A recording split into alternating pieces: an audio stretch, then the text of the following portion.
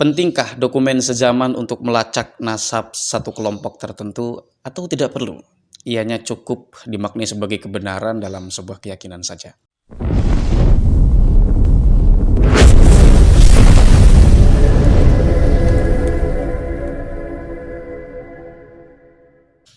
Assalamualaikum warahmatullahi wabarakatuh. Alhamdulillahilladzi qad akhrajana ta'ijal fikri li arbabil hija wa hatta anhu min sama'il aqli kulla hijabin min sahabil jahli. Allahumma sholli ala sayyidina Muhammadin wa ala ali sayyidina Muhammadin amma ba'du.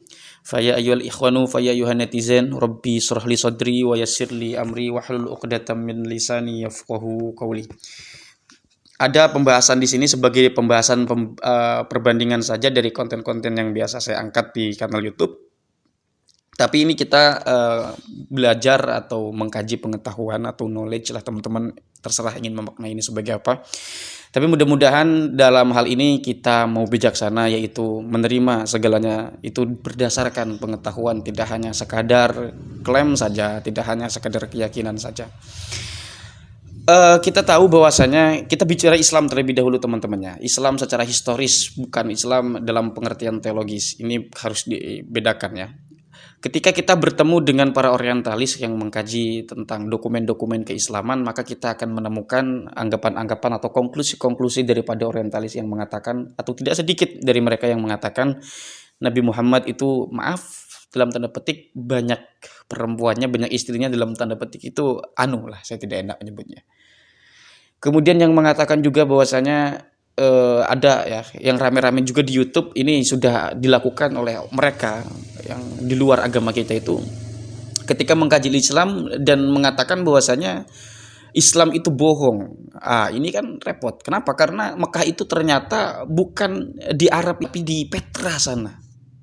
Dan mereka mengkaji itu, teman-teman. Nah, kalau kita tidak memiliki data pembanding, hanya sekadar data internal yang kita pelajari di dalam keislaman, tradisi Islam, mereka tidak akan percaya. Kenapa? Karena mereka itu tidak mempercayai Islam, tidak mengimani Islam sebagai sebuah agama. Itu repot ya. Maka disinilah perlu data pembanding. Nah, dalam hal ini kemarin ada Dr. Manachem Ali yang mengupload peta. Ada di pengkajiannya juga dari Manachem Ali tersebut. Di situ adalah peta Ptolemy atau nama lengkapnya Claudius Ptolemy tahun 150 di abad kedua Masehi. Di mana itu adalah manuskrip produk daripada Imperium Roma yang kita tahu cakupannya itu bukan hanya Eropa, tapi negara-negara Timur Tengah. Negara-negara yang sekarang kita kenal sebagai Hijaz itu juga termasuk cakupan daripada atau masuk dalam kekuasaan Imperium Roma. Ada satu peta di situ, di mana peta itu menjadi dokumen kemudian untuk memperkuat hujah atau hadis-hadis Nabi Muhammad atau apa-apa yang ditetapkan dalam keislaman. Dalam hal ini bukan hanya wilayah. Ketika ada yang mengatakan Mekah itu bukan di Arab tapi di Petra sana, dengan dokumen ini terbantahkan. Ini pentingnya kita mengkaji dokumen-dokumen yang eksternal sebagai pembanding. Dan ini bukan lagi sezaman teman-temannya. Bahkan sebelum era Islam, pra-Islam. Islam datang dalam pengertian historis, bukan secara teologis ya. Kalau secara teologis, semua nabi-nabi itu ya bertauhidnya ke Allah. Tapi di sini dalam pengertian historis, Islam yang dibawakan oleh Kangjeng Nabi Muhammad SAW itu di tahun 600-an. Sebelum itu di tahun 600 atau di tahun 600 ke tahun 150 itu 500 tahun kurang lebih, Pak. Sudah ada dokumen-dokumen tentang keislaman. Di antaranya adalah ketika Nabi Muhammad mengatakan innallaha astofa Kinanata itu ya, dan seterusnya wastofani min bani Hashim. Jadi Allah memilih Bani Kinanah min waladi Ismail, dari putra Ismail. Terus dari sini lantas ke Bani Hashim. Dan kemudian Nabi Muhammad ini dipilih dari Bani Hashim ini. Itu kan klaim internal di dalam Islam oleh Nabi Muhammad SAW. Kalau kita melihat perspektif dari kalangan mereka, betul. Tetapi apakah bisa dipertanggungjawabkan dengan data dokumen? Bisa. Di antaranya ini peta yang dibawakan oleh Dr. Manachem Ali dalam kontennya. Bahwasanya apa yang dikatakan oleh Nabi Muhammad itu sesuai dengan data-data 500 tahun sebelum Nabi Muhammad mengatakan semacam itu. Artinya ketika Nabi Muhammad melakukan atau mengatakan semacam itu tidak sekadar klaim, tetapi nyata, ada dokumennya. Sehingga ini tidak bisa dimanipulasi. Misalnya ada rekayasa penelitian untuk menggulirkan atau untuk memelencongkan ajaran Islam oleh para misalnya misionaris atau siapalah. Karena ada dokumen yang kuat. Itu tidak bisa, Pak. Di antaranya di situ tentang ini jawaban sebagai Mekah bukan di Arab. Atau ada orientalis yang mengklaim bahwasanya Quran ini sebagai wahyu bagi agama Islam, ianya diturunkan pada tempat atau daerah yang kurang jelas. Karena jarang sekali ada tempat-tempat yang konkret yang disebutkan oleh Al-Quran. Di situ misalkan yang ada ya adalah Mekah, kemudian Yathrib. Pertanyaannya Mekah itu di mana, Yathrib itu di mana? Nah, dokumen ini dicocokkan dengan dokumen ini untuk memperkuat itu. Bahwasanya konklusi dari penelitian seseorang yang mengatakan Quran itu diturunkan di tempat yang nggak jelas terbantahkan. Bahwa betul, ya. Ini ada pertanyaan teman-teman, saya tampilkan di situ ada nama yang disebut Makrabah. Atau dulu itu dikenal dalam orang-orang Romawi itu sebagai Makrabah, itu kalau bahasa sekarang namanya Mekah Raya. Lantas kemudian di daerah Yathrib sana itu ada Latripa. Nah, Latripa itu dalam bahasa dulu ke bahasa Yathrib, kemudian di dalam bahasa Arab itu tradisi Arab itu mengalami helenisasi kebahasaan. Ini orang-orang linguistik yang harus mengkajinya ya. Nah, runutan-runutan bahasa itu yang kemudian disesuaikan dengan kebudayaan masing-masing wilayah dan yang mengikuti zamannya itu mengalami perubahan-perubahan. Mungkin ini ada yang mengatakan itu kan cocokologi. Kalau cocokologi itu ada satu kecocokan lantas digeneralisir semuanya. Tapi dalam kajian filologi ini semuanya dikaji dari satu per huruf. Bahkan ketika ada tradisi misalnya yang mengatakan qaf itu sebagai gof, orang-orang Yaman itu tradisi ya. Nah, itu dikaji sampai satu huruf itu. Sampai F, kemudian pelafalannya itu harus S di era dulu. Di abad 200 itu di tradisi apa saya lupa. Itu ada, Pak. Jadi satu per huruf itu dikaji sehingga itu tidak bisa disebut sebagai cocokologi. Apatah lagi di sini suku-suku yang disebutkan oleh Kanjeng Nabi Muhammad SAW itu terekam dalam peta tersebut dan itu tempatnya berdekatan dalam wilayah yang sekarang kita sebut sebagai Hijaz.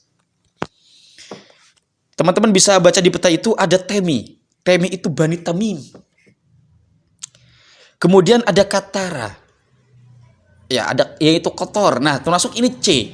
C ini dalam bahasa sekarang, dalam pelafalan bahasa Arab itu qaf. Begitu ya. Kemudian ada Malikhe, yaitu Bani Malik.